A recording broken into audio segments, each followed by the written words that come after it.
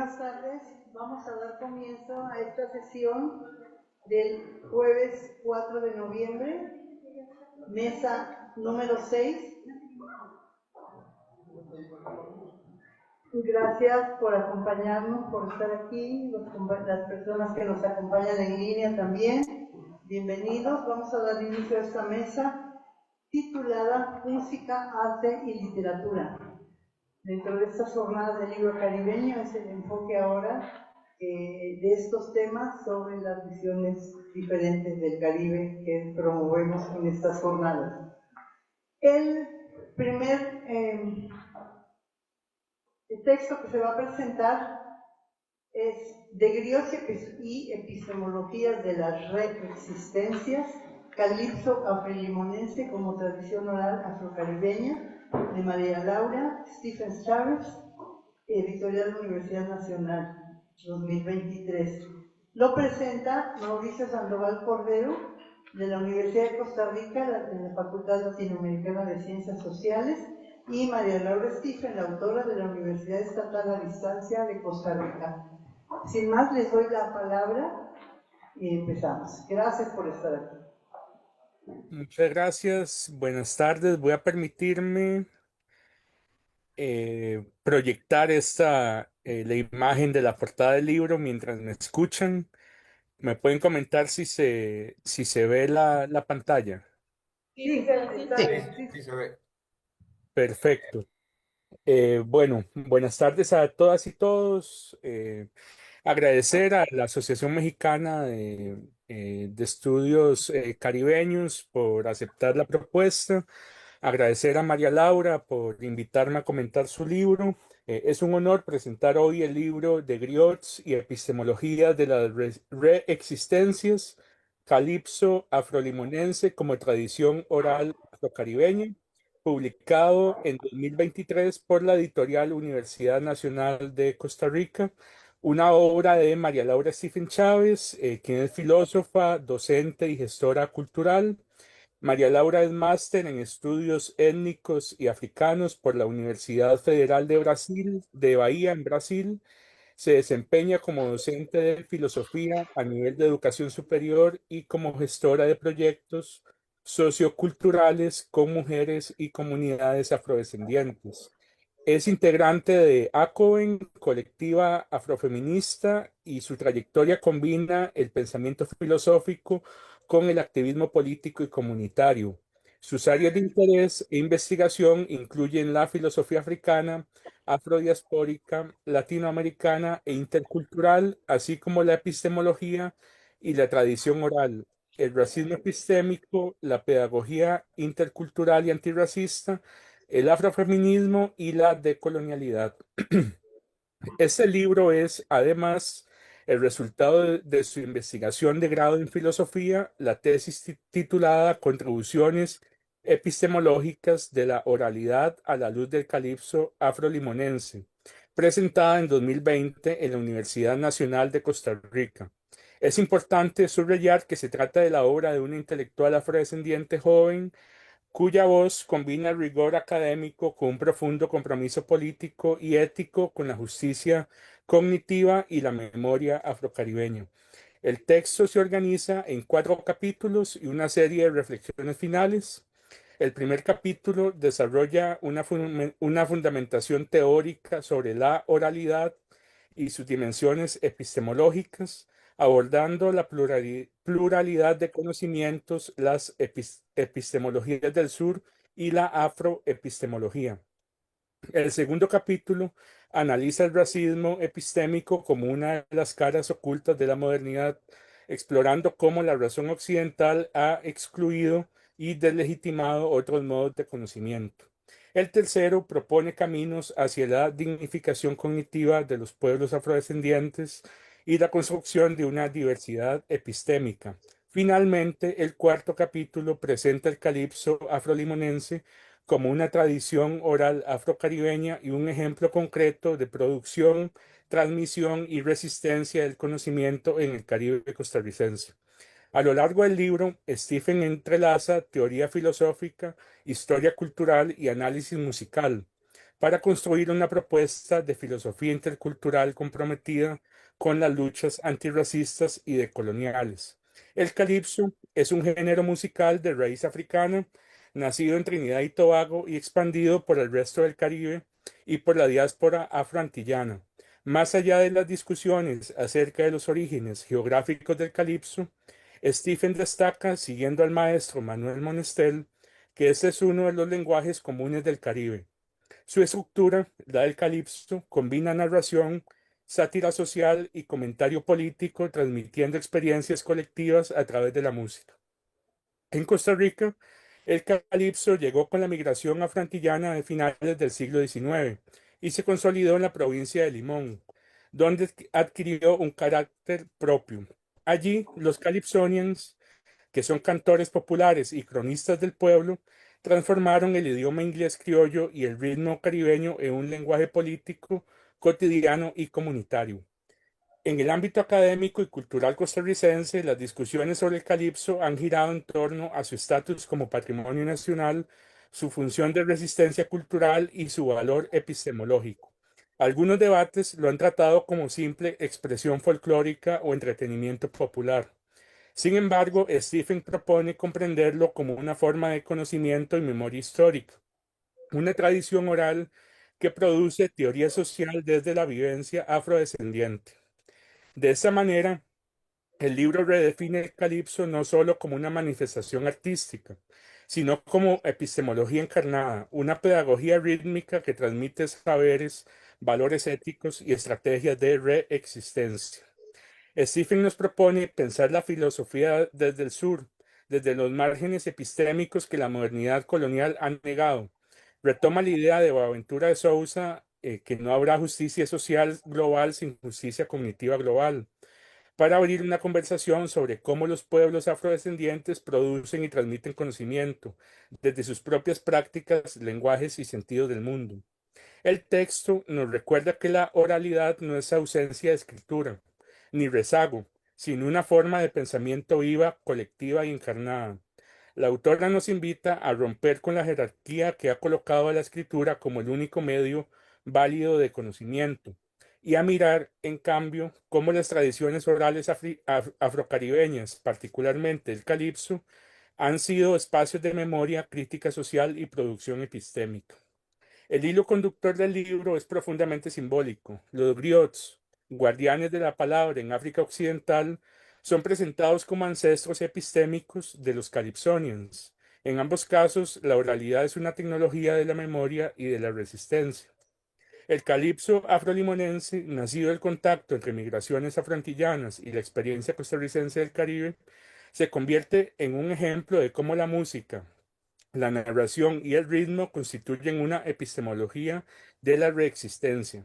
En las letras de Calypsonians como Walter Ferguson, Cyril Sylvan o Danny Williams, encontramos una filosofía popular que narra la vida, denuncia el racismo, ironiza sobre el poder y transmite códigos éticos, espirituales y políticos. Stephen muestra que el calipso no solo entretiene, sino que también enseña, organiza y preserva la memoria colectiva. Su oralidad constituye una forma de conocimiento situada, de raíz africana y diaspórica, que combina lo musical, lo histórico y lo espiritual.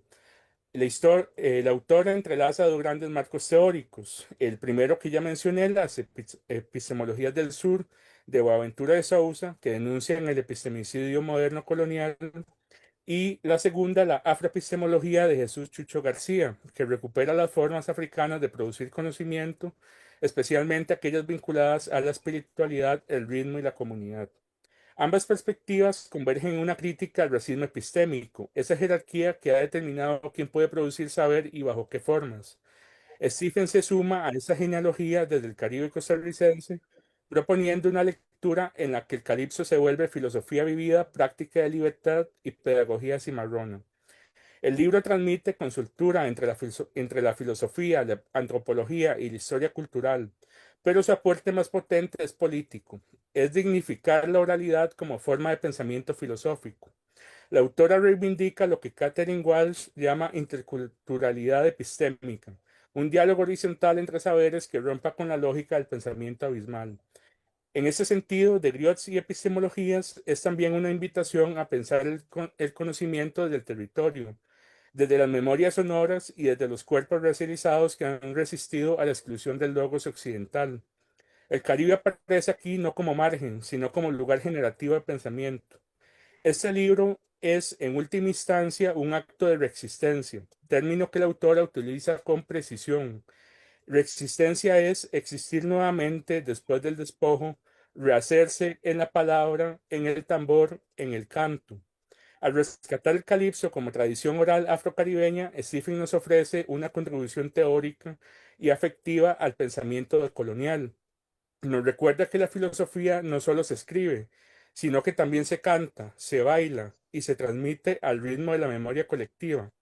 Quisiera cerrar con una frase que condensa el espíritu del libro tomada del epígrafe de Amadou Ambapeba. En África, cuando un anciano muere, una biblioteca arde. Stephen nos muestra que en Limón, cuando un Calypsonian canta, una biblioteca renace y se transmite. Ese es el legado de este texto, restaurar la dignidad cognitiva de los pueblos afrodescendientes del Caribe, reconocer en su música una filosofía viva y recordarnos que toda descolonización comienza también por escuchar. Muchas gracias y gracias de nuevo, María Laura, por permitirme comentar su libro. Gracias.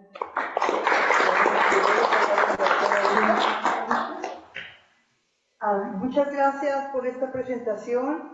Estamos en tiempo, así es que no sé si la autora que está también conectada, María Laura, quisieras agregar algo sobre tu texto.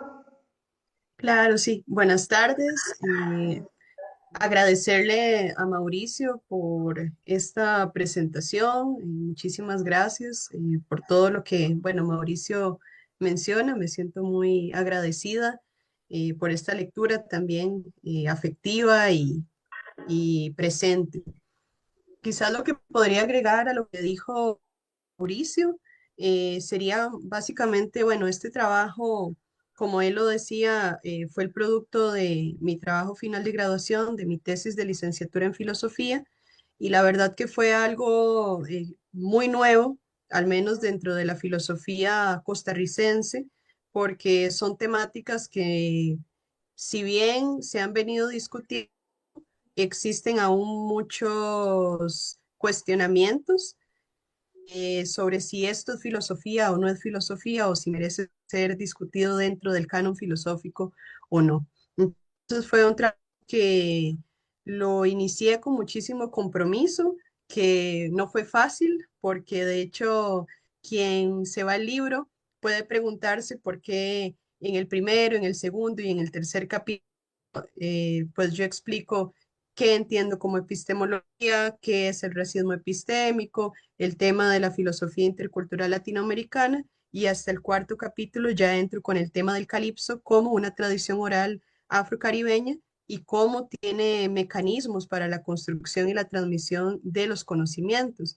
Y eso se debe a que cuando yo presenté pues mi trabajo, eh, fui cuestionada en el sentido de por qué eso es epistemología, por qué eso es un trabajo filosófico, y entonces tuve que justificar todo eso. Entonces, por eso el libro tiene toda esa justificación y que muchas veces bromeando con mis compañeros y compañeras de la universidad, yo decía, si hubiera hecho una tesis sobre Hegel y la fenomenología del espíritu, nadie me hubiera dicho que justificara si eso era filosófico o no, ¿verdad? Pero la verdad que me siento muy satisfecha de que en mi defensa de tesis el libro fue indicado para publicación y que es un libro en el cual se pueden encontrar referentes de filósofos, filósofas de América Latina, de tanto de pueblos originarios como afrodescendientes, y que nos muestra otra cara de la filosofía en la cual también existe un pensamiento comprometido, riguroso desde nuestro continente, y que la filosofía no solamente se reduce a un canon europeo, occidental o del norte global, que si bien es importante, no es el único que existe, y también sobre todo el calipso en Costa Rica generalmente se ha estudiado el calipso como un género musical y han existido pues varias investigaciones sumamente importantes. Sin embargo, en este libro lo que yo intento mostrar es también ese calipso como una tradición oral afrocaribeña y cómo ha venido, a pesar de todos los embates del colonialismo y demás, cómo todavía continúa vivo y continúa vigente. Y, por ejemplo, cómo mediante el calipso podemos acercar a una historia de Costa Rica que no está incluida dentro de lo que dirían la historia oficial. Entonces, por ejemplo, recuerdo cómo don Walter Ferguson, que es uno de los principales calypsonians afrocostarricenses, como escuchando sus canciones, yo logré incluso saber eh, informaciones de, creo que se está, no sé si se trabó, pero eso, información de la historia que generalmente nos enseñan en las escuelas, en los colegios, como por ejemplo en una de sus calipsos, él canta, dice que una mujer constantemente lo está amenazando, que si él sigue haciendo tal cosa, va a llamar a la policía para que le pida su documento de identidad. Y en ese momento yo me pregunté, bueno, pero ¿por qué amenazar con eso?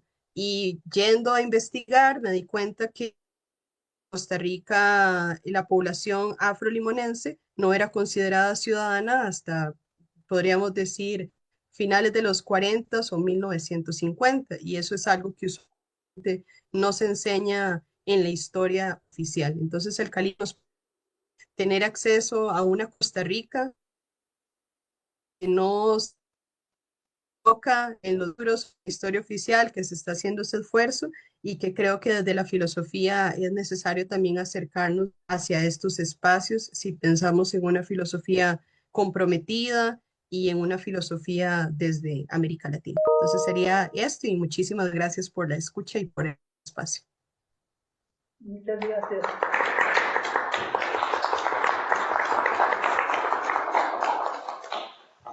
Bien, al final de las presentaciones tendremos un espacio seguramente para comentar con este tema bastante interesante.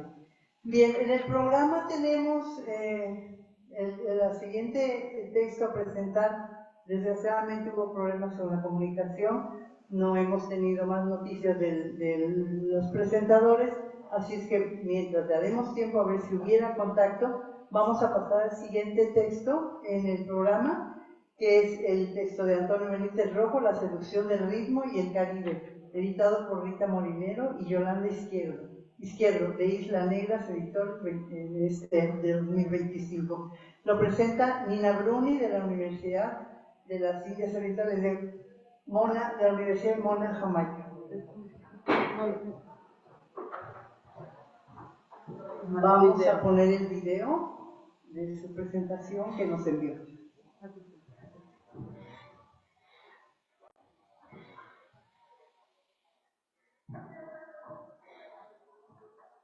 Bueno, hola a todos, soy Nina Bruni, gracias por esta oportunidad de poder saludarlos mediante este video. Ustedes saben que estoy en Jamaica, en la Universidad de West Indies, en Mona, y que estamos recién saliendo de el paso prolongado del huracán Melissa, con todo lo cual nos ha puesto las vidas patas para arriba y realmente estamos muy tristes, muy preocupados por lo que ha pasado, por las consecuencias que aún no se pueden medir, la pérdida no solo materiales que va a tener un gran impacto, sino sobre todo de vidas. Todavía hay muchas personas desaparecidas y bueno, y la falta de medios para poder comunicarme directamente. En este momento estoy en la universidad, en mi oficina, mi participación en línea, no tengo conexión en casa aún, sería mucho más complicada. Estamos llegando a lo que es nuestro invierno, la oscuridad, la falta de gente, bueno, todo un nivel de una cantidad de circunstancias pero no quería dejar de decirles, de mandarles un saludo, de agradecerles y de mencionar eh, el libro que iba a presentar. Creo que tendré la posibilidad de hacer una presentación académica el próximo año y ojalá pueda hacerlo en persona. Am, Todavía mi cabeza está en muchas partes y en ninguna al mismo tiempo, pero sí lo que puedo yo contarles es que Antonio Benítez Rojo, La seducción del ritmo y el Caribe, editados por Rita Molinero y Yolanda Izquierdo, es una exquisitez de libro. Eh, no solo que creo que ya se convierte en un texto esencial para los académicos, sino sobre todo para refrescar eh, y conocer, como es en mi caso mucho mejor, la figura de Antonio Benítez Rojo. Entre todo lo que puedo decir de este texto, dividido en 4 partes, cada parte acierta en uno de los aspectos de lo que constituye el Caribe, de lo que se vive en el Caribe.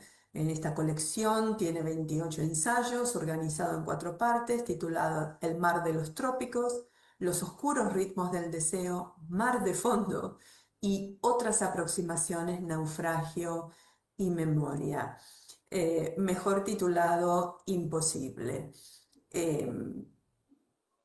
Porque cada sección conectada con las otras, sin duda. También se repiten entre sí, también, pero no en un sentido de copia y pega, sino en una repetición que se va ampliando, justamente como aquella que la isla que se repite, es decir, el texto más citado y más analizado de Antonio Benítez Rojo nos propone. En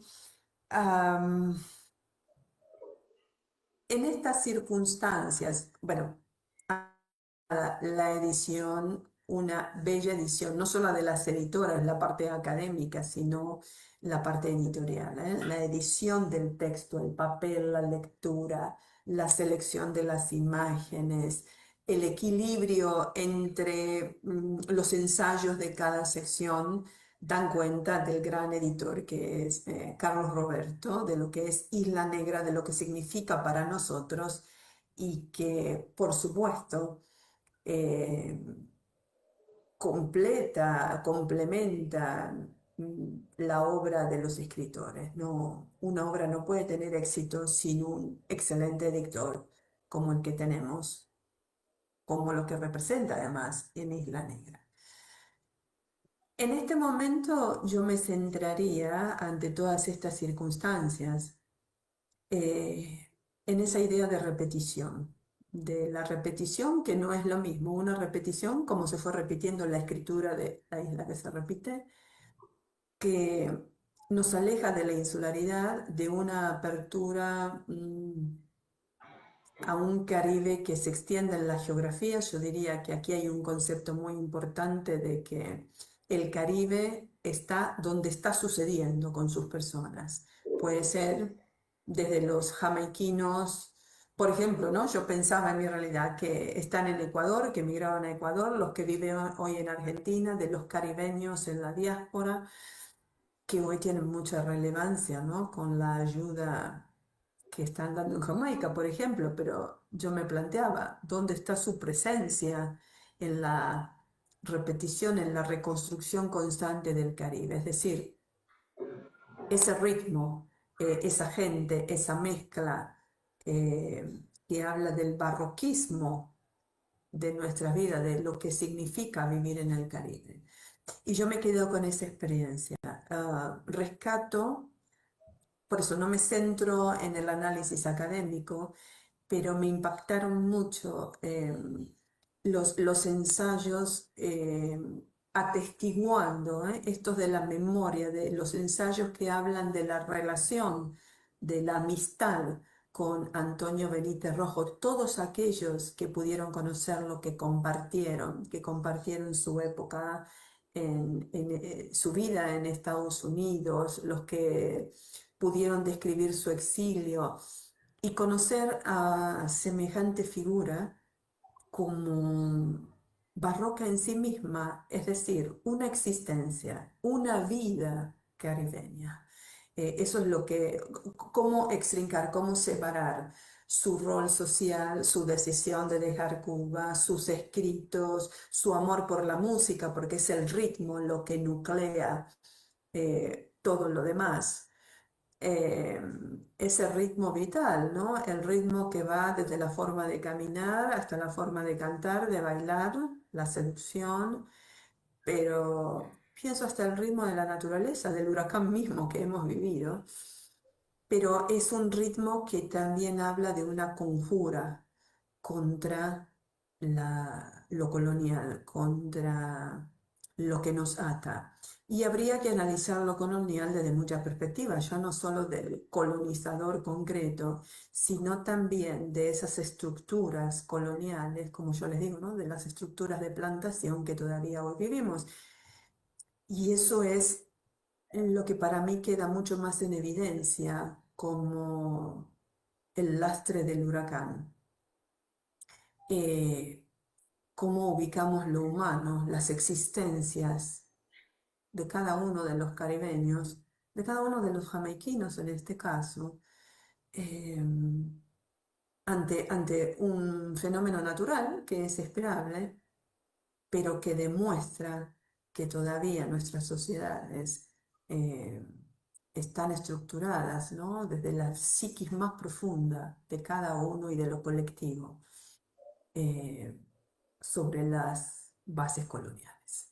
Entonces, la vida misma, esos ensayos que se esfuerzan en sus escritos para atestiguar, como decir, hey, yo estuve acá, lo conocí, pude compartir con él, expresan un humanismo con H mayúscula de Antonio Benítez Rojo.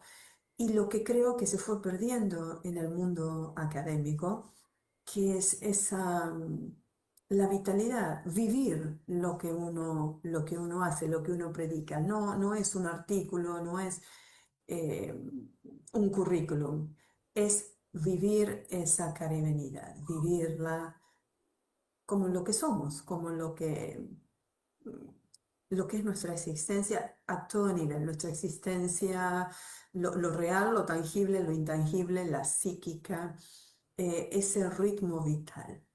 ¿Eh? Y para mí fue un aprendizaje. Cuando yo terminaba la universidad, mis estudios de grados de letras en Buenos Aires, La isla que se repite recién se estaba publicando, o hacía un año de publicada. Yo no sé si mis profesores la habrían recibido ya, o si a veces por cuestiones también, como uno puede imaginar, ¿no? Hasta cierto punto políticas o de percepción, no se lo enseñaba o se lo mencionaba en sus estudios más clásicos. Entonces, para mí fue un redescubrimiento, eh, pero me quedo con esto de la memoria, lo que gracias y agradezco a las editoras esa, por por esa voluntad de plantar la memoria de los que los conocieron de primera mano sobre Benítez Rojo. Creo que tenemos que revisar, que hacer un camino, una introspección de hacia dónde va la academia, qué es ser académico. Me gustaba su actitud, ¿no? Eh, de estar en la academia, pero no dejar de ser quien era. Y desde ahí pudo dejar todo su legado y de todos aquellos que están testimoniando sobre su trabajo. En cuanto a las investigaciones, al impacto de este libro en mí, además de esto que les estoy comentando, a nivel académico es muy importante porque por esas cosas de la vida, son años que estoy trabajando una novela muy barroca de Tatiana Lobo, la escritora costarricense chilena, Calipso, que he presentado en México, pero ese trabajo, ese dossier nunca lo publiqué por muchas razones. Pero esa novela, cada ensayo que yo leía de la seducción del ritmo, me recordaba, me remitía a los personajes de la novela, al barroquismo, a la integración de lo africano, de lo rastafario, de lo indígena, que a veces se olvida, sobre todo en Jamaica se olvida mucho, ¿no? Como que todo quedó en la africanía y nos olvidamos de los taínos, de los arawaks, de los caribes, la comunidad taína importantísima, ¿no? De ahí el nombre Jamaica y el nombre huracán, que creo que también había un dios, ¿no? Quiché, huracán, con lo cual nos está diciendo cuánto nos estamos alejando de esa propuesta de Benítez Rojo. Así como él iba, y creo que no llegó a hacer otra revisión de su libro, ¿no? La muerte lo encontró, de la isla que se repite, en cada repetición habría otra vuelta. Yo la describiría, ¿no? Está la otra parte. Ah, la segunda. Ahí se fue la luz. Sí, entonces cuando final, ahí se fue la luz.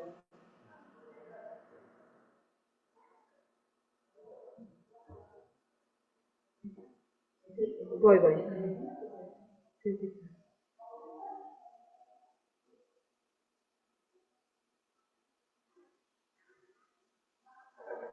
Mucha tecnología. Creo que esperemos que sea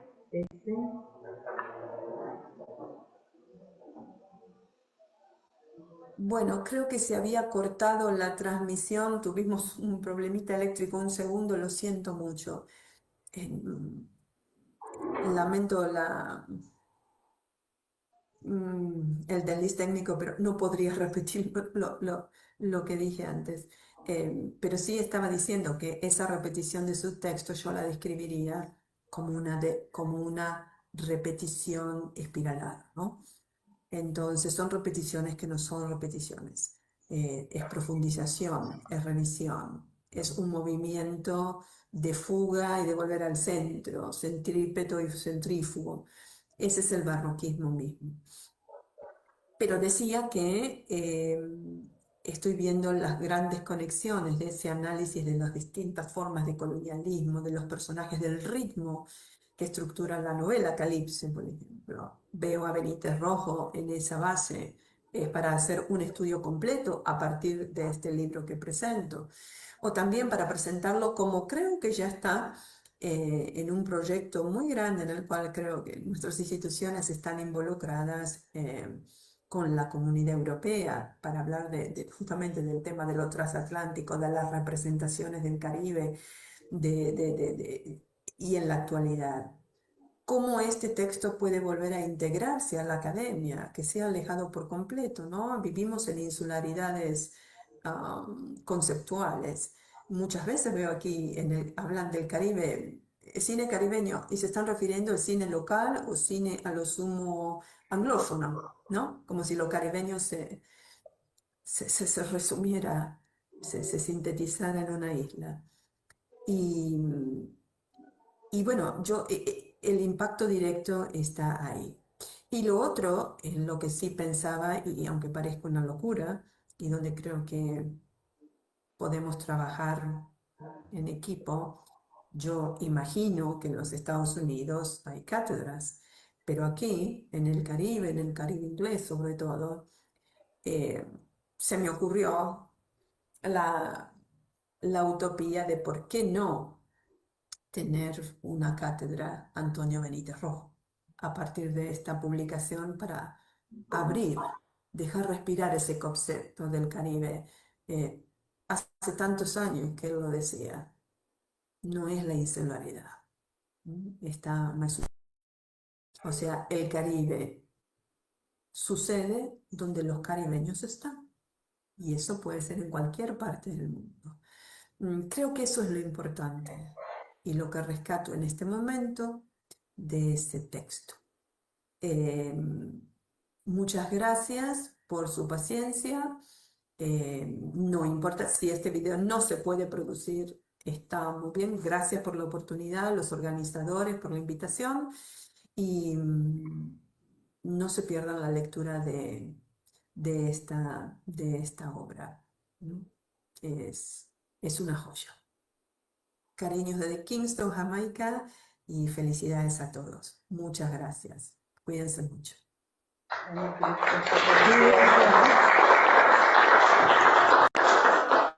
Bien, si bien la mesa no está... Era acá. No, está bien. ¿Sí se oye? ¿Me oye? ¿Sí? Sí, Bien. Decía que si bien la maestra no está directamente en línea, pero de todas maneras fue, creo que de mi parte, una parte de delicadeza, no hacer una mención en primera, que la razón por la que ella no estaba aquí era porque precisamente no pudo viajar por las condiciones de Jamaica y pues me gustaría en nombre de la asociación y de las jornadas hacer un pronunciamiento de solidaridad con el pueblo de Jamaica y ojalá cuando se le escriba de la asociación y se envíe la constancia se le pueda decir y se menciona esto y que realmente es una condición muy difícil por la que están atravesando los compañeros en Jamaica. Bien, damos el paso entonces a la siguiente presentación.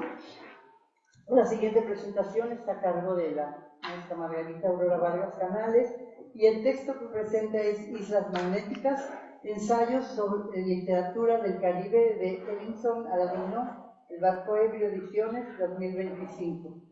Margarita es del Centro de Investigaciones sobre América Latina y el Caribe de la UNAM y el doctor Edison viene de la Benemérita Universidad Autónoma de Puebla. Les doy la palabra. Muchas gracias, buenas tardes. Pues yo quisiera también agradecer a la AMEC, que es mi segunda casa. Bueno, no habría ni primera ni segunda, en todo caso es mi casa también, entonces regreso a mi casa. Y también quiero pues solidarizarme con todos los países del Caribe que fueron afectados por el huracán Melissa, además de Jamaica, Haití, Cuba una parte, República Dominicana, las Bahamas, y también desde luego con todas las personas que fueron afectadas por las inundaciones en nuestro país, particularmente los estados de Veracruz y de Hidalgo. Nuestra asociación, la MEC, hizo un pronunciamiento al respecto de solidaridad en México. Entonces, voy a comenzar la presentación de este libro y también me complace mucho contar a mi lado con la presencia del autor, el doctor Edinson Aladino. He titulado mi presentación Vaivenes literarios de 4 elementos para un Caribe inquieto. Ya comprenderán dónde están los guiños y a quién al final. Hace tiempo que la lectura de un libro académico no me proporcionaba tanto gozo al leerlo.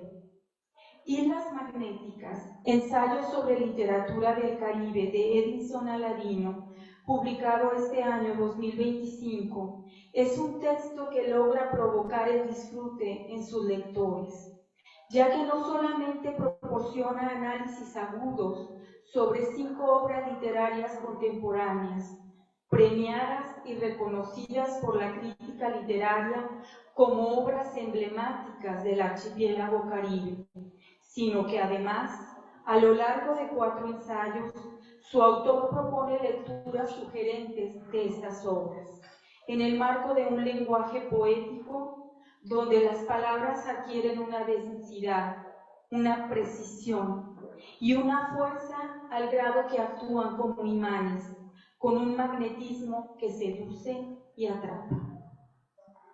El mismo título del libro hace un guiño al relato de 2007 del poeta y filósofo martiniquense Édouard Glissant, La Terre Magnétique, y es un fragmento de la poesía de este mismo autor la que invita a los lectores a adentrarse en el vaivén de las olas y las brisas marinas de Cuba, en la mirada del José Lezama Lima de Paradiso.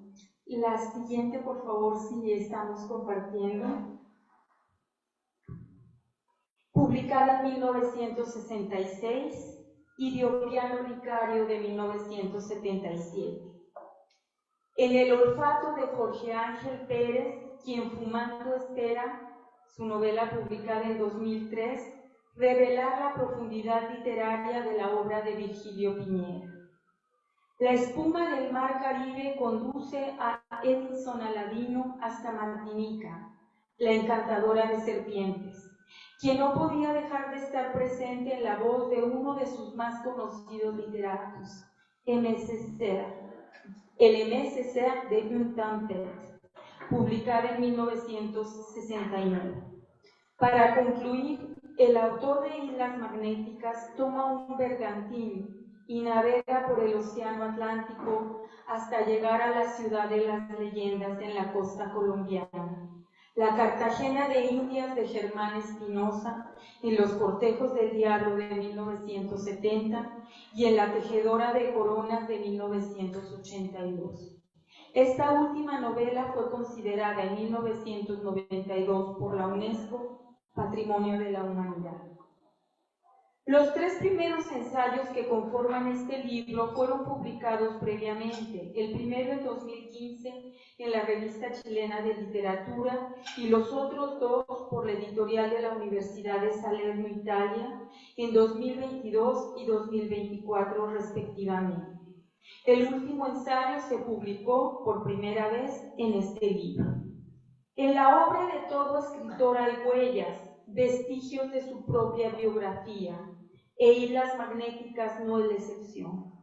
El mismo Edison Aladino refiere en el prólogo que los 4 ensayos coinciden con su trayectoria académica y literaria, ya que nuestro apreciado escritor es, además de doctor en literatura, un poeta premiado con el Premio Nacional de Poesía Casa Silva de Colombia en 2023. También su poemario La Prueba del Jade de 2024 fue reconocido con el Premio Buenos Aires Poetry. El primer ensayo, titulado Inaka Eco y José Semí, una lectura metafísica sexual esamiana en Paradiso y Opiano Licario, abre con el epígrafe que es justamente el poema de Edouard Glissant, Océano, publicado en el poemario de 1954, La Terre Inquiète, La Tierra Inquieta. Este poema permite reafirmar lo expresado por Edison Aladino en el prólogo de Islas Magnéticas respecto a la literatura del Caribe.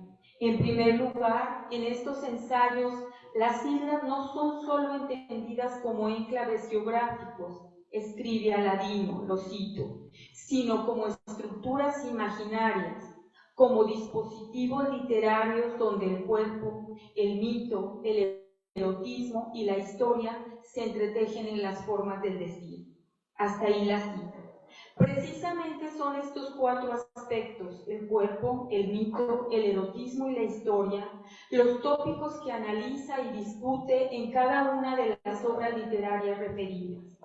Más adelante, el autor de Islas Magnéticas nos revela su intención última al escribir cada ensayo. Cito al doctor Aladino. Cada ensayo busca, en su diferencia, acercarse a ese campo magnético que llamamos Caribe, no como un sustantivo cerrado, sino como una pregunta abierta. ¿Qué representa el Caribe cuando escribe? ¿Cómo se deslizan sus cuerpos y sus historias en las formas del lenguaje? ¿Qué mitos resucita o inventa? Hasta ahí la voz del doctor Aladino. Así, en este primer ensayo, la propuesta de lectura de Edison Aladino de Paradiso y luego de Opiano Licario, respectivamente, se apoya en la idea, como decía, de metafísica sexual esamiana, que Aladino desarrolla y muestra cómo, a través de estas 2 novelas, José Lezama Lima concibe la tradición como un presente cambiante y renueva el género de la novela de aprendizaje o Bildungsroman al introducir como leitmotiv la sexualidad. Una de las aportaciones más valiosas de este texto es justamente su idea de metafísica sexual esamiana, es decir, la propuesta del encuentro sexual, la cópula, como un acto de descubrimiento, de revelación y en este sentido de completud e integración de los contrarios. En palabras del autor de Islas Magnéticas, Lo cito: la metafísica del sexo defendida por Semí, que es el personaje principal, concibe esta práctica como la más auténtica actividad cognoscitiva del ser humano, como el más profundo modo de intelección donde se accede al conocimiento, al reconocimiento de sí mismo. La frase extraída de Oppiano Licario, que actúa como epígrafe de este ensayo, la cópula es el más apasionado de los diálogos, adquiere toda su dimensión en este ensayo. La exactitud y vehemencia caracterizan la argumentación que el autor hace sobre la polémica que se generó a los pocos días de aparecer Paradiso para su venta en La Habana, ya que fue retirado por las autoridades cubanas bajo un escándalo de acusaciones sobre las escenas sexuales narradas en el capítulo 8 y las disertaciones sexuales, como también así es cierta atmósfera homosexual que rodea a los adolescentes protagonistas. Sin embargo, el doctor cita el testimonio de Julio Triana, quien en esa época trabajaba en la Editorial Nacional, en el Departamento de Ediciones y Publicidad, junto con Virgilio Piñera, Ambrosio Fornet, Edmundo Desnoes, el autor de Memorias del Subdesarrollo, si recuerdan, y Luis Agüero. Por otro lado, la agudeza del análisis lleva a Aladino a afirmar que, y aquí lo cito, es plausible interpretar aquella actitud de Semí como un retraimiento del plano libidinal, porque el adolescente protagonista desea el encuentro de un contacto transfigurativo. El desborde sexual sin ninguna intelectualización del eros es algo que le queda vedado al personaje, debido a su condición de poeta guardián de la imagen y a su búsqueda de una sexualidad mítica y metafísica, en la que se recuperan los mitos androginales y en la cual el individuo se proyecta sobre los misterios complementarios. Es la idea de un eros que actúa no solo como fuerza germinadora, sino como vivencia extraordinaria de unión cósmica de los contrarios. Ese es el análisis del doctor Aladino. En otras palabras, no hay esa intencionalidad de pornografía barata que las autoridades cubanas imprimieron a Paradiso. Por el contrario, esta imagen del eros cognoscente en la interpretación de Aladino muestra que en realidad la propuesta de Lezama Lima era la conformación de un sistema poético del mundo, donde la sexualidad es una fuerza magnética, cósmica, una imago, es decir, una fuente de conocimiento. En cambio, en el segundo ensayo titulado, es en la segunda diapositiva, Virgilio Piñera, Las manos del grafómano, cuerpo y escritura en Fumando Estero, de Jorge Ángel Pérez, la temática que se presenta es distinta, aunque se trata de dos escritores cubanos también, Virgilio Piñera y Jorge Ángel Pérez.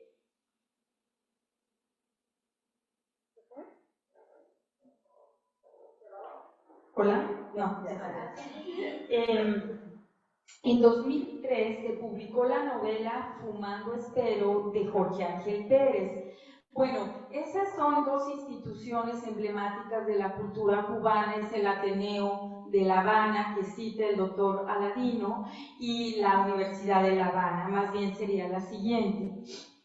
Entonces, la obra de Pérez, Fumando Espero, fue finalista del premio Rómulo Gallegos.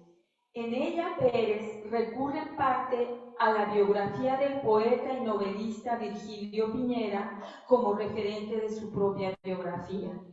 Lo que destaca Aladino es la conexión entre el presente y el pasado de la isla. Y ahí lo cito, la transtextualidad, principio estético de Fumando Espero, realiza el vínculo entre la tradición del pasado, la historia del arte, y la del presente, la renovación narrativa. Y con ella se crea una infinitud de direcciones dentro del espacio de la ficción. A lo largo del ensayo, el autor muestra las problemáticas que asume el escritor frente a sus obras, es decir, lo que él llama el atavismo del hecho literario mediado por el yo. De esta forma señala que que Piñera, como todo escritor, necesita. Porque se está como descargando.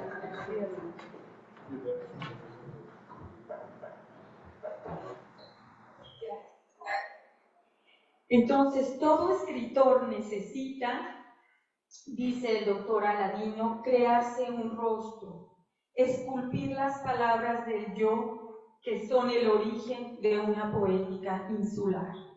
Dentro de la historia literaria de Cuba, este ensayo de Edison Aladino sugiere un panorama rico de los debates que en torno a la poesía cubana se dieron al interior de la llamada generación del 36, conformada por el mismo Piñera, Lezama Lima, Fina García Marrús, Cintio Vitier y Eliseo Diego, por cierto, todos poetas, entre otros. Así como de la presencia que tuvo José Lezama Lima en la vida literaria de Virgilio Piñera, incluida una rivalidad acérrima. Piñera, por su parte, fundó la revista Poeta en 1943. Hacia 1970, de acuerdo con Aladino, publicó el texto Opciones de Lezama, su texto sobre su antiguo amigo y rival. En él, señala Aladino, Piñera expresó: manifiéstelo o no, todo escritor aspira al reconocimiento. No obstante, en la novela de Jorge Ángel Pérez, Fumando Espero, aparece la imagen de las manos embalsamadas del poeta Piñera. De ahí el título de este ensayo, Las manos del grafómano. Aladino señala: en la novela de Jorge Ángel Pérez, la metonimia de las manos embalsamadas del escritor opera como correlato de la resistencia ante el tiempo. Entonces, la literatura de Pérez propone recursos literarios donde la palabra funciona como un dique ante el tiempo y, por otra parte, a través de la evocación, suspende el vacío, la nada. Por su parte, el gran poeta martiniquense de la negritud, M.S. Serres, propone la reinvención de una obra de teatro clásica, La Tempestad de William Shakespeare. De esta forma, el tercer ensayo está dedicado a Un Tempête, el texto de Césaire, Una Tempestad, publicado en 1969. El ensayo se titula simplemente Notas sobre Un Tempête. El epígrafe de este ensayo es un poema de Césaire, precisamente, que Aladino traduce y que me permito citar porque da pauta para todo lo que expone. Podemos pasar a Césaire. Yo encontraré el secreto de las grandes comunicaciones y de las grandes combustiones. Diré tormenta, diré río, diré tornado, diré hoja, diré árbol. Seré mojado por todas las lluvias, humedecido por todos los rocíos. El punto nodal de este ensayo es la reinvención de un texto literario a partir de otro y no simplemente la adaptación. En este caso es una obra de teatro, aunque afirma Aladino. La obra, aquí estoy citando el ensayo y al doctor Aladino. La obra Una Tempestad de Césaire no se presenta como un hecho literario novedoso, se presenta como una adaptación, entre comillas, de la obra de Shakespeare para el teatro negro. Con este gesto, el autor martiniqués pareciera reconocer la invención en la obra de Shakespeare, mas no en la suya. Y luego el doctor Aladino se pregunta: ¿es Césaire un mero repetidor de Europa? ¿Lo es? ¿Cómo entender aquí la palabra justamente de la que hablaba la doctora Bruni, repetición? ¿Acaso la adaptación en teatro no hace advenir algo nuevo? ¿No surge algo simplemente singular en toda adaptación? Cada puesta en escena, cada acto performativo, teatral, ¿no es único, irrepetible? Hasta ahí las preguntas del doctor Aladino. A lo que él mismo se responde de manera contundente. Lo cito: el proceso de Césaire no es tautológico. Él repiensa la obra shakespeariana y crea otro texto con las mismas metáforas. Hasta aquí el doctor Aladino. Aquí recurre una vez más al filósofo francés Jacques Derrida al señalar que este autor exploró, cito a Aladino a través de Derrida, la posibilidad de la lectura como escritura o la posibilidad de la literatura como lectura que se revela. Así, Aladino concluye que apropiación y reinvención son sin duda los ejes de la empresa literaria de una tempestad y de quien la escribe. En el último ensayo dedicado al escritor cartagenero Germán Espinosa, bueno, hago un breve paréntesis. Esta es una pintura de ese pintor que lo tienen ahí, Karl Stieber, de 1839, donde representa al poeta, ¿verdad? Y entonces, pues en la representación lo que vemos, pues es mucha pobreza, frío, soledad. Entonces yo lo que pienso es que también con estos textos se dignifica no la poesía es digna por sí misma, no necesita una dignificación, la imagen que ahora tenemos del poeta y de los poetas. Entonces vamos a pasar a esta última. Exacto. Entonces, en el último ensayo dedicado al escritor cartagenero Germán Espinosa, titulado Noticias de una biblioteca frente al mar, abre el ensayo otro epígrafe, es una sola línea, ¿verdad? Es el mar al amanecer, una presunción, dice Saint-Jean-Perse, que es pues el gran poeta guadalupense, premio Nobel de Literatura. Edison Aladino discute la compleja pero también fructífera relación entre historia y literatura a través de la novela histórica. Comienza señalando una tendencia hacia la universalidad en los escritores del Caribe colombiano, de la generación precisamente de Espinosa, y cómo vivió este escritor su caribeñidad. Al respecto apunta Aladino que Espinosa, a diferencia de Piñera, por ejemplo, lo cito, en ningún modo la condición insular se avisora como un fatalismo, ni mucho menos el Caribe que asume en sus primeros años de vida en Cartagena. Este es Espinosa, ¿verdad? O sea, se refiere a Espinosa. La geografía colombiana ofrece múltiples mesetas y múltiples contextos, de ahí que la latencia de la insularidad sea experimentada de una manera distinta a como se experimenta en las islas del Caribe francófono, del Caribe anglófono o en la misma Cuba. Pues sí, porque para Piñera era precisamente, pues, como una especie de fatalismo, ¿verdad? El haber nacido en una isla. En este ensayo, la discusión se centra en las aportaciones que las novelas históricas de Espinosa, Los cortejos del diablo y La tejedora de coronas, aportaron a otros contornos de la novela latinoamericana, o sea, a delinear contornos distintos de la novela latinoamericana y caribeña, más allá del realismo maravilloso y la estética garcía-marquiana. Esta vez Aladino sorprende al lector al hablar de la idea de ruina, a la manera del también filósofo francés Jacques Rancière. Así concluye que, cito, Germán Espinosa es el filólogo que reconstruye las ruinas de Cartagena. El concepto de ruina en términos de Rancière es asumido como una fracción que explica la totalidad y por eso dice, toda ruina es el monumento de la sociedad. Concluyo, Islas Magnéticas, ensayo sobre la literatura del Caribe, un palimpsesto de imágenes poéticas, de reflexiones en las que la literatura converge con la filosofía y con la historia. 4 excelentes ensayos en los que el vaivén de las olas y la brisa que acaricia las hojas, como en la portada del libro, hablan literariamente de los 4 elementos que habitan un Caribe inquieto.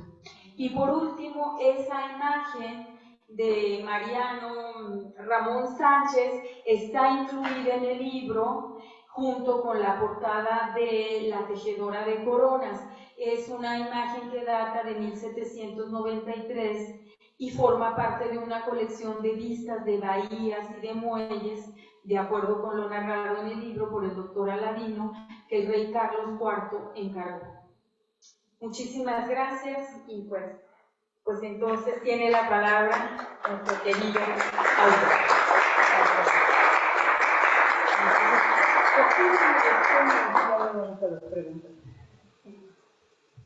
Bueno, yo, pues ya saben, o sea, aprovechando la presencia del doctor Aladino, porque para mí es un lujo y es un honor contar con los autores de los libros, que son realmente, uno presenta el libro, ¿verdad? Pero son ellos los creadores. Entonces yo leyendo su libro, pues ya dije lo que me produjo, etcétera, pero a mí me llama mucho la atención que la mayoría de los escritores caribeños, sobre todo los insulares, son multifacéticos, o sea, escriben teatro, escriben poesía, escriben narración, narrativa, ¿no? Que ahora es un poco más, pero los continentales casi siempre o escriben novela, o escriben poesía, o escriben teatro. Entonces, pues ahora yo entiendo un poco mejor esta vocación hacia lo universal, ¿verdad? A través y gracias a su libro.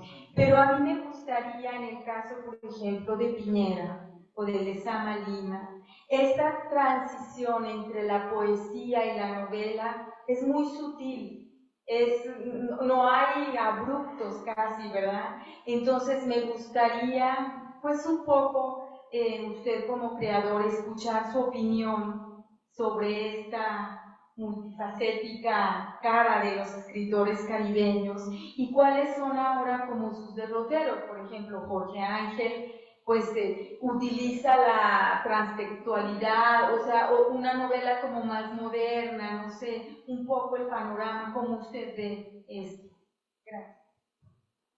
Muchísimas gracias. Primero yo tengo el corazón muy feliz, estoy muy contento, entonces agradezco sobremanera esta bellísima y gentil presentación que ha hecho la doctora Margarita Vargas Canales.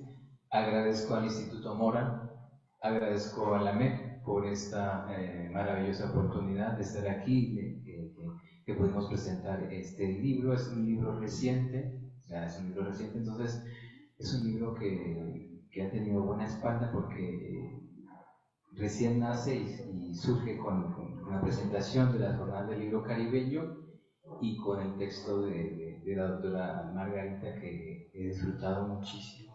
Agradezco mucho esa lectura tan detallada y tan gentil. Muchísimas gracias. Comentar lo siguiente en relación entonces con los escritores del Caribe.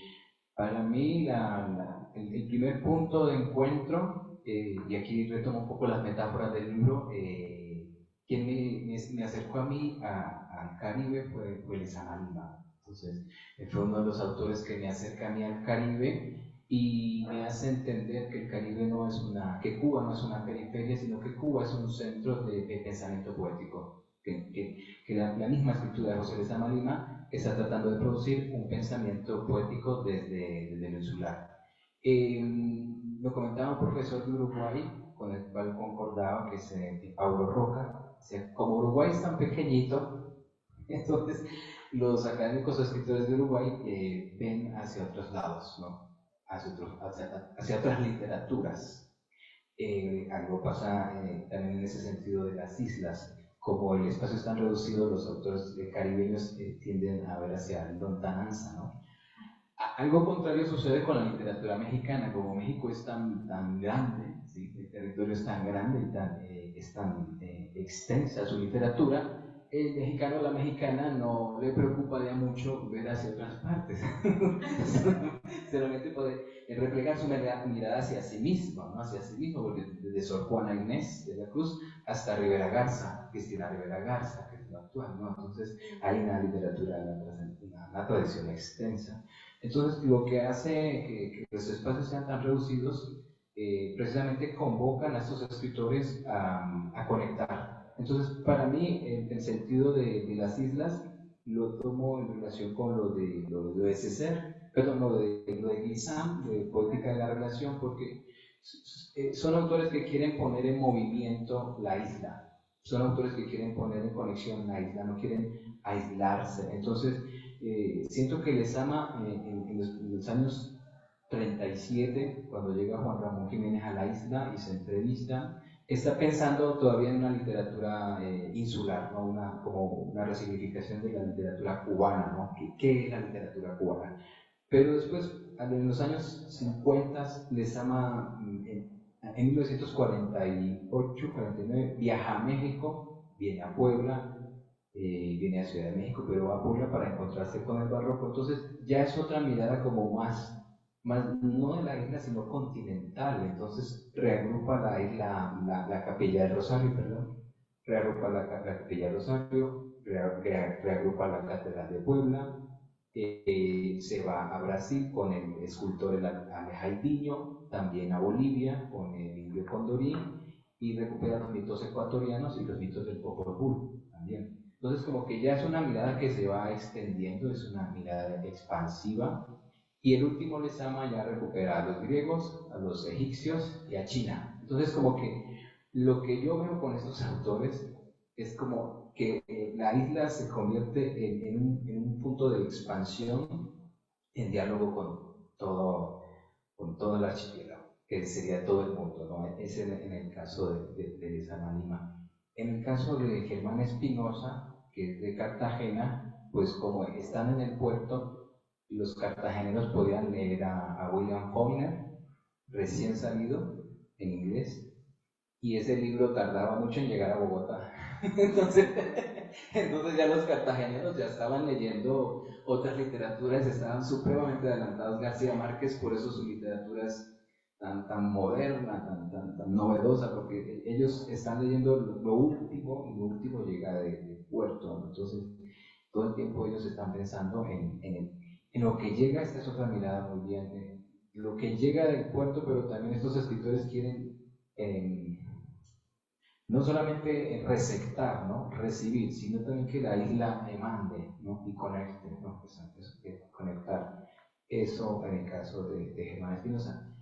Virgilio Piñera siente muy bien la fatalidad de la isla como una cárcel.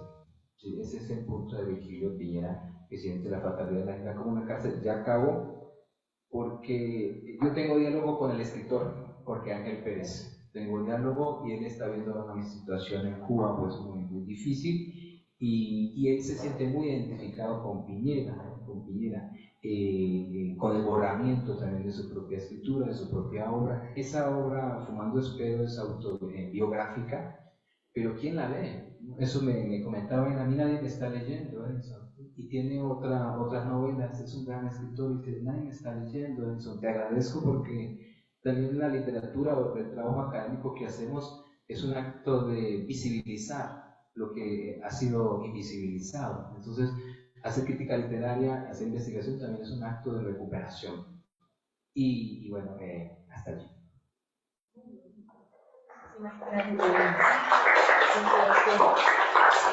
Muchas gracias. Vamos ahora a dar un espacio para si hay preguntas a distancia, en corto.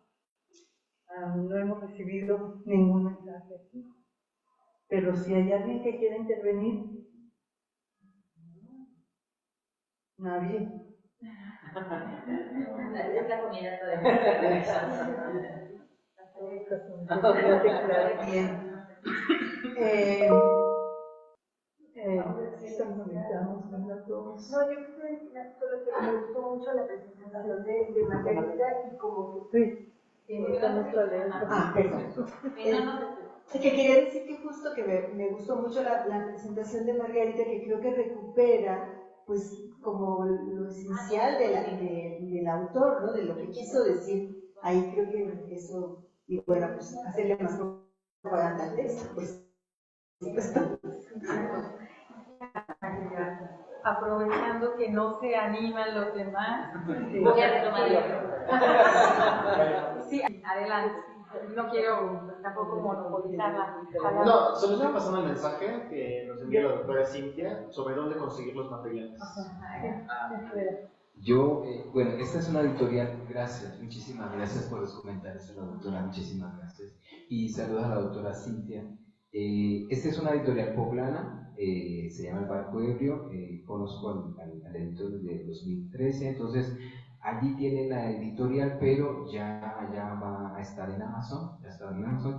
De igual manera yo tengo unos libros ahora para regalar, traje 3 libros, entonces los voy a regalar. Y con Cintia me pondré de acuerdo para quien quiera el libro me contacte y me da su dirección y yo le hago el envío, porque eso lo hago gratis y le regalo el libro porque lo que me interesa es que nos leamos.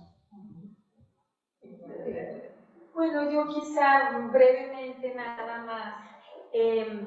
Pues yo creo que también en el Caribe es muy importante porque efectivamente es un gran reservorio poético. Es muy importante, yo creo, para los estudiosos también del Caribe, volver a la poesía. No solamente la narrativa, la novela, volver a la poesía y a los poetas caribeños. Gracias. ¿Ana? Sí. Sí. Gracias, y retomando el comentario que decía Margarita y las mesas que tuvimos en la mañana, ¿no? En la primera mesa, justamente sobre el calipso y la ópera y estos ejercicios sobre los nuevos dispositivos y los nuevos receptores de información. Creo que es bien interesante estos diálogos que están habiendo entre las ciencias y las formas de interpretar, ¿no? Me llamó muchísimo la atención algo que están retomando, sobre todo las tesis como la de Jennifer, por ejemplo, en la mañana, que en los 80s y a los 90s más o menos se recuperaron en los famosísimos estudios, los estudios culturales, ¿no? Esta idea de tomar varios registros metodológicos para entender escenarios complejos, o sea, que son tan complejos que no es posible entenderlos desde una dimensión, y donde las ciencias que aparentemente están separadas, como la geografía y la música, por ejemplo, pueden estar en un mismo espacio, ¿no? Creo que el Caribe es un gran pretexto para hacer estas referencias y es para construir en estas dimensiones, y la poesía creo que ha sido uno de los grandes referentes para el Caribe, ¿no? Entonces creo que cierra muy bien el día completo, ¿no? Con esta presentación, este ejercicio lo llevamos discutiendo desde la mañana, pero cierra muy redondo, ¿no? Con esta presentación del libro de Edison y la reflexión de Margarita. Muchas gracias.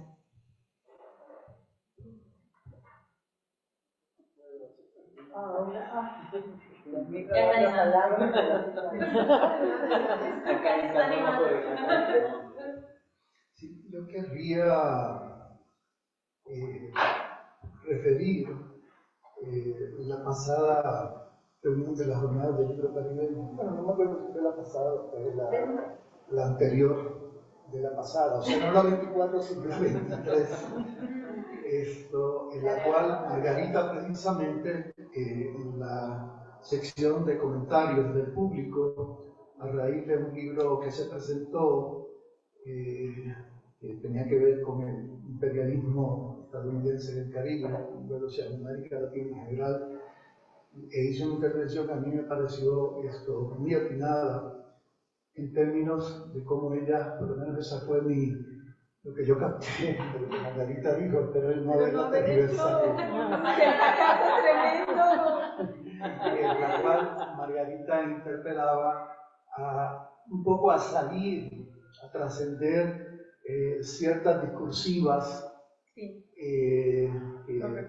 según recuerdo, ella percibía como que sus pertinencias habían caducado, o por lo menos ya no resultaban tan relevantes como fueron, qué sé yo, unas décadas atrás.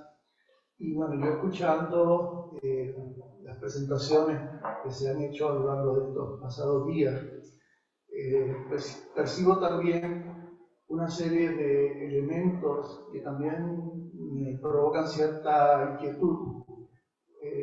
Percibo unos énfasis en las esencias caribeñas, identitarias, étnico-raciales, musicales, y el problema es que yo tengo muchos problemas con las esencias.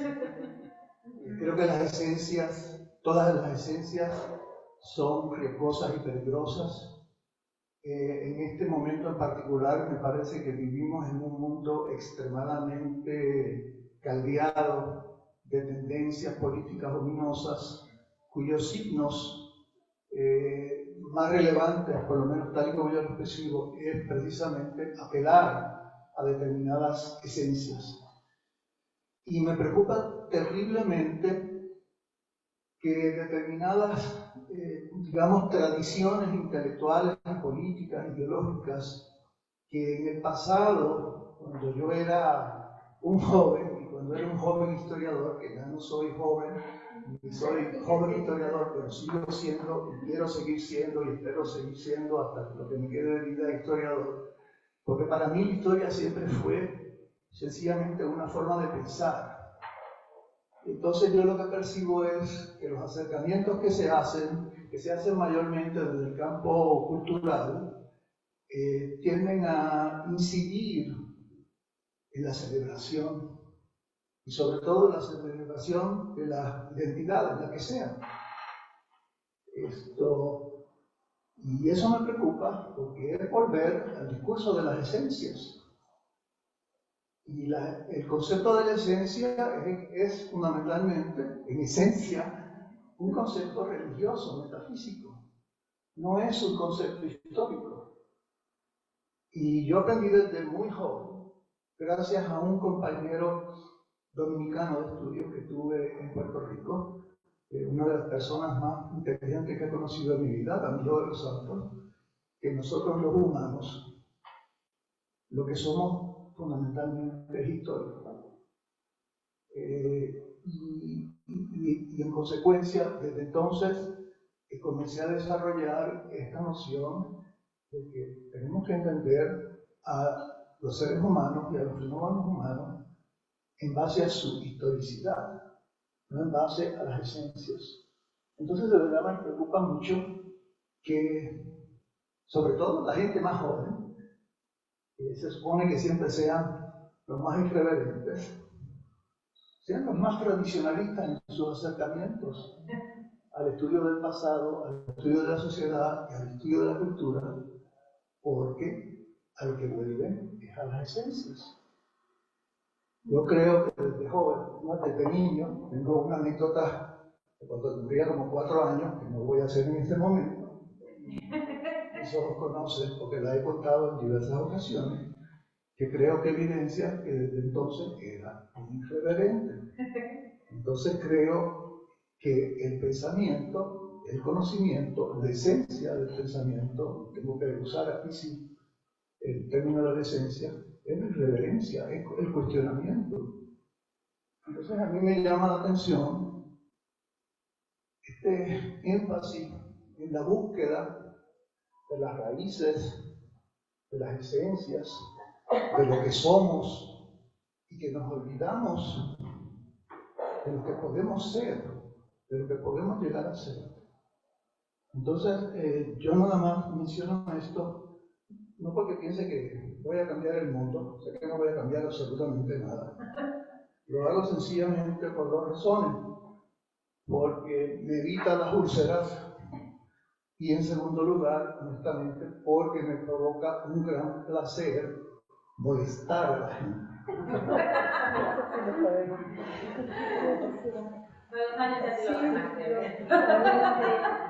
Bueno, sí, qué bueno, muchas gracias por los comentarios, doctor San Miguel. Yo suscribo lo que dije hace no sé cuántos años, si 1 o 2. Sí, en aquella ocasión yo señalé que no coincidía con la revictimización, con el discurso de una revictimización, eso fue lo que dije. Me refería sobre todo pues, a temas históricos como la esclavitud, por ejemplo. Y sí dije también que me parecía que era importante encontrar otras formas de, digamos, de entender, de interpretar, sin dejar de reconocer pues que fue un lastre y que produjo mucho dolor, ¿no? Entonces sigo suscribiendo lo mismo y precisamente por eso mi pasión en mi caso es la literatura, sin duda. O sea, he trabajado algunas cosas y yo no termina no siendo nada en mi caso, pero bueno. Para eso somos latinoamericanos. Sí, pero en mi caso sí, o sea, y toda esta intervención y el mismo libro del doctor Aladino apunta a eso, precisamente cómo estos autores en las obras señaladas han renovado la tradición, han hecho propuestas específicas. Lezama Lima, en esas dos obras específicas, es pues esta idea de una sexualidad metafísica, digamos, ¿no? Como lo interpreta el doctor Aladino. En el caso de Césaire, cómo crea otra obra a partir de una obra ya consagrada, pero con las mismas metáforas. Eso es lo importante, ¿no? En el caso de Jorge Ángel Pérez, pues es una otra forma de novela lo que hace, porque lo que utiliza es la biografía de Virgilio Piñera para su propia biografía. Ahora, Germán Espinosa, pues su materia es la historia. O sea, en el libro hay toda una discusión sobre la importancia del archivo y cómo la literatura ve pues, cuestiones históricas del siglo XVII, que es lo que trata Germán Espinosa. Y a partir de eso, renueva los contornos de la novela caribeña y latinoamericana, porque ya no nada más es el realismo maravilloso ni García Márquez, ¿no? Entonces, yo creo que, pues sí, o sea, yo coincido con tu intervención, doctor San Miguel, pero yo creo que precisamente la literatura es una fuente, en el caso no de todos, pero sí de muchos autores y particularmente del Caribe, de renovación de tradiciones. O sea... Hay un caso, yo coincido mucho, muchísimas gracias a la doctora, muchísimas gracias doctor. Ese punto de las esencias es un punto que hay que retomar y repensarlo, es valiosísimo. Me preguntaban por uno de los escritores que quizá renueven y que estoy trabajando, es Severo Sartuy, ¿no? Que Severo Sartuy desde París crea una novela que se llama ¿De dónde son los cantantes?, ¿no? Y aquí precisamente está el punto del cuestionamiento de las esencias, ¿no? ¿Qué es Cuba? ¿Qué es lo cubano? Y lo que hace es una novela con 3 sedimentos y los personajes son travestis, ¿sí? Es auxilio y socorro, y no son ni hombres ni mujeres, es decir, que el punto del travestismo en literatura con Sartuy ya está diseminando la esencia entre lo femenino y lo masculino, y hay un indecidible, ¿no? En este momento con Sartuy. El primer sustrato que dice Sartuy, que apela a lo cubano, supuestamente es China, porque los chinos llegaron en el siglo XIX, ¿no? Un poco, y Sartuy le decían huachinango, ¿no? Que es la mezcla entre cubano y chino. Ajá. Era un huachinango igual que Wilfrido Lang, un huachinango, y supuestamente intenta reescribir la historia de Cuba con el primer sustrato que sería lo chino, pero Sartuy se está parodiando a los historiadores. El segundo sustrato sería lo africano, que es con una lápida que está en el cementerio de Camagüey, que es la Dolores Rondón, que es una lápida que está, y es una décima de Dolores Rondón que está en ese cementerio, y quien va a ese cementerio, ahí está la décima, no me la sé de memoria, pero dice, ven mortal y considera los pecados cuáles son, orgullo y presunción. Pues Sartuy retoma esa lápida. Dolores Rondón pasó a la historia de la literatura, está en las antologías por esa décima. Sartuy toma esa décima y reescribe la biografía de esa cantante, de ese personaje, para decir que el otro sustrato de Cuba es lo africano. Y luego, el último sustrato supuestamente es lo español. Sartuy está parodiando y se está burlando. Y se está burlando en serio. El último sustrato supuestamente lo español, pero estas dos travestis, auxilio y socorro, aparecen en Andalucía, ¿sí? En Andalucía, es decir, en la España persa, en la España árabe. Y de allí se embarcan con Cristóbal Colón. Ellas dos se embarcan con Cristóbal Colón reescribiendo los diálogos de los diarios de navegación. Y todo eso es una simulación de las esencias. Sarduy estaba muy crítico en relación con qué es lo cubano, ¿no? Entonces, ahí lo que te presenta Sarduy es una diseminación de elementos, y también lo traigo a colación conmigo. Tengo un apellido sirio-libanés, soy colombiano, pero no sé decirte qué es ser colombiano.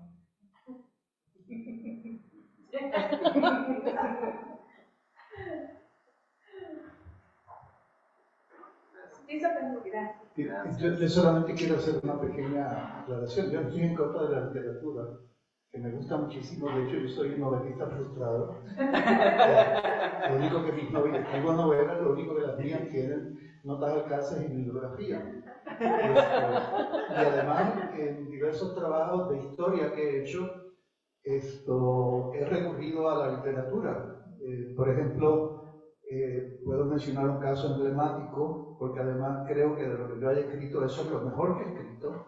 Es un trabajo sobre Juan Bosch, el escritor dominicano, en el cual recurro a los cuentos de Juan Bosch, que fue lo primero que escribió siendo muy joven, que eran sobre el tema rural, sobre el campesinado, específicamente de la región del Cibao, que yo había estudiado desde una perspectiva económico-social, y Juan Bosch tenía estos cuentos, y yo, leyendo sobre el campesinado dominicano, y como había tan poco escrito, cuando yo estudié eso en la década de 1980, como había tan pocos trabajos históricos, que habitualmente no había, y había unos pocos trabajos sociológicos y antropológicos y literatura, y yo pues de uso y costumbre, cuando estoy estudiando un tema, pues leo lo que sea, y respectivamente de la disciplina de donde provengan, que yo entienda que pueda aportarme algo.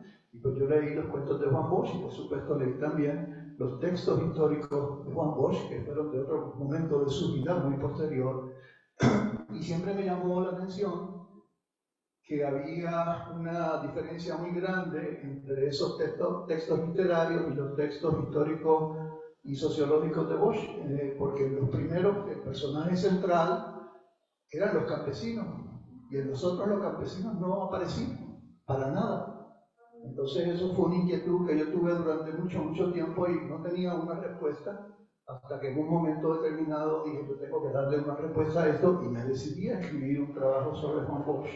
Y empecé y escribí algunas 20 páginas, y ya no encontré cómo seguir ni cómo resolver los líos en que me había metido. Y desgraciadamente una colega de la universidad de literatura comparada me prestó su copia del libro de Julio Ramos, un crítico literario puertorriqueño, pero que bueno, ha hecho la mayor parte de su carrera en Estados Unidos y en diversos países de América Latina. Su libro Desencuentros de la Modernidad en América Latina, que es una obra maravillosa. Y efectivamente, en esos días yo iba a República Dominicana, estuve 2 semanas, leí el libro, y cuando regresé a Puerto Rico, pues ya tenía la pista para atender y resolver ese dilema que me había a mí perturbado durante mucho tiempo, gracias a la lectura del libro de Julio. Así que yo no tengo ningún problema con la literatura, soy un gran lector de novelas, impenitente lector de novelas. Lo que sí que me parece que, y esto viene ya de hace mucho tiempo, hay una reificación del pensamiento y de las estrategias de lectura propias de la literatura, con las cuales yo estoy de acuerdo, porque además he recurrido a ellas para leer textos historiográficos. Pero por otro lado, me preocupa que se han comenzado a construir una serie de concepciones históricas, sociológicas, antropológicas, políticas, que provienen del campo de la literatura mayormente, hecho de gente que está instalado fundamentalmente en el campo de la literatura, y que muchas veces su aproximación a la historia es muy problemática. Por ejemplo, Benítez Rojo. El libro de Benítez Rojo La isla que se repite, me parece que es un libro extraordinario. Yo pienso que es un libro maravilloso que hay que leer. Pero tengo problemas muy severos también con el libro de Benítez Rojo, porque la concepción histórica de Benítez Rojo sobre el Caribe es fundamentalmente la historia de Cuba. El problema de la idea de Benítez Rojo del Caribe como una isla que se repite es que esa isla que se repite es Cuba. Y no he sido yo el único que he mencionado eso. Y cuando yo, desde la perspectiva de la historia económica y social, que fue como me inicié en el campo de la historia, primero hice mi tesis de maestría, fue una investigación sobre plantaciones azucareras esclavistas en un municipio de Puerto Rico, de la costa norte, y mi tesis de doctorado fue un estudio sobre economía campesina en República Dominicana, en la región del Cibao. Entonces yo vengo de ese campo. Por lo tanto, a mí me resulta extremadamente difícil o imposible aceptar que la historia del Caribe es sencillamente la historia de la plantación y de la esclavitud, porque eso es una esencialización. Y esa es la tesis fundamental del libro de Benítez Rojo. Y se trata no solamente de una idea que traspasa lo que sería, o que abarca lo que sería la historia económica, sino también toda la historia cultural y social, y todo. Entonces yo tengo problemas con eso porque es una esencialización de una historia que yo la percibo como algo mucho más compleja. Y yo desde el punto de vista, desde la perspectiva de la historia económica y social, tengo varios trabajos en los que he hecho crítica desde la historia económica a esa concepción. Es una pelea que tengo perdida, como muchas otras, ¿verdad? Pero... No del todo, no del todo. No tiene la batalla del todo perdida. Pues no sé. Te lo puedo asegurar. No sé, ya yo me rendí. Yo me rendí porque pues, sigo persiguiendo. Una vez me acuerdo, hace muchos años, ahí por el correo electrónico, antes que existiera, imagínense, estoy hablando del Jurásico Inferior, que todavía no existía Facebook, pero bueno, sí existía el correo electrónico. Y entonces un mensaje que provenía de Colombia, de historiadores colombianos y economistas y gente que yo reconocía como académicos sólidos, firmes, gente rigurosa. Entonces estaban discutiendo, pues sí, esta dimensión caribeña de Colombia, pero estaban muy consternados porque el problema es que en la costa caribeña de Colombia pues no había habido plantaciones. Entonces eso era como desmerecer la caribeñidad de Colombia. Y yo contesté, yo dije, mira, en muchos lugares del Caribe plantaciones, o existieron las plantaciones y después no existieron. Bueno, no fue el azúcar, fueron otras formas. Exacto, o fueron otras cosas. Entonces, le decía eso mismo, esta es una esencialización de lo que ha sido la historia del Caribe. Entonces me llamaba la atención que hubiese en Colombia una preocupación de esa índole, porque como que sugería, no somos suficientemente caribeños porque no hubo plantación, no hubo... Bueno, vamos a examinar nuevamente, para mí el caso de la República Dominicana es emblemático, porque en República Dominicana hubo, como en otros lugares del Caribe, sobre todo en Puerto Rico y en Cuba, plantaciones en el siglo XVI que vinieron a menos muy rápidamente, y en República Dominicana no vino a haber plantaciones de cierta magnitud hasta finales del siglo XIX, y precisamente lo que surgió fue un campesinado muy grande que constituyó, pues, digamos, la vértebra de esa sociedad que nosotros conocemos hoy en día como la República Dominicana. Y de hecho yo comencé, reconozco, cuando yo estaba haciendo mi doctorado, que estaba buscando un tema para la tesis doctoral, y gracias a un amigo dominicano que conocí en esos momentos, que me hablaba de su país, estábamos los dos en Estados Unidos, y bueno, me empecé a interesar por la historia dominicana, y yo dije, quizás podemos hacer una tesis sobre República Dominicana, y yo, inocente, o sea, sin conocer, de pura ignorancia, que yo hago una tesis igual como la que hice en Puerto Rico, ya conozco los documentos, conozco los temas fundamentales, y esto yo lo hago rapidísimo. Y entonces cuando me puse a leer en serio sobre República Dominicana, porque me conocía muy poco y muy mal, me percaté de que la historia económica de la República Dominicana ni era como la de Cuba, ni era como la de Puerto Rico, ni era como la de Jamaica. Entonces me percaté que ahí lo realmente importante había sido ese campesinado. Y ahí fue que yo dije, pero esto es interesante y además nadie lo había estudiado, o muy poca gente lo había estudiado. Y me pareció que ese era el tema a estudiarse, que fue lo que hice. Entonces fue de la pura ignorancia, como he hecho la mayor parte de las cosas que he hecho, de pura ignorancia, ¿no? De conocimiento y de curiosidad. Pero creo yo que siempre evadiendo la idea de las esencias, la idea de los lugares comunes, la idea del conocimiento ya dado por sentado, porque lo dijeron los grandes maestros. Pero nuevamente creo que siempre he sido un irreverente. Entonces eso es mi instancia, esa es mi sugerencia. El conocimiento hay que adoptarlo desde la irreverencia, desde cuestionar y por qué no es así, no porque tú lo dijiste, pues no me convence. Bien, creo que esta ha sido una buena discusión, una muy buena discusión que no termina aquí ni terminará. Así es que puedes seguir insistiendo, pero finalmente no. Y por otro lado, también creo que efectivamente del otro lado siempre habrá quien siga buscando eso, esa identidad, esa esencia que tú dices que no se debe de estar por ahí, pero que en un momento dado se van a seguir dando los estudios desde muy diversos puntos de vista, ¿no? Y aquí está, muy modernamente con los conceptos más avanzados, como tú decías, Margarita, el asunto de la literatura, de la poesía en concreto, y está María Laura Stephen nos habló de la música, el calipso, pero de hoy, y cómo a través de ese siguen buscando y siguen encontrando opciones e interpretaciones, ¿no? Así es que finalmente en eso estamos, en seguirnos estudiando y encontrando diversas opiniones y contraopiniones al respecto. Creo que eso es lo vivo de esto y es de esta actividad, que me da mucho gusto que haya concluido con bastante buena discusión, y si no hay ninguna otra cosa, entonces damos por terminada la sesión de hoy. Agradecemos mucho a todos los que están en línea, a los que nos escribieron, y los invitamos a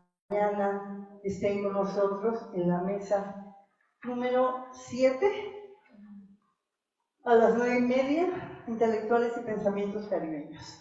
Nos vemos hasta mañana y muchas gracias por su participación. Muchas gracias.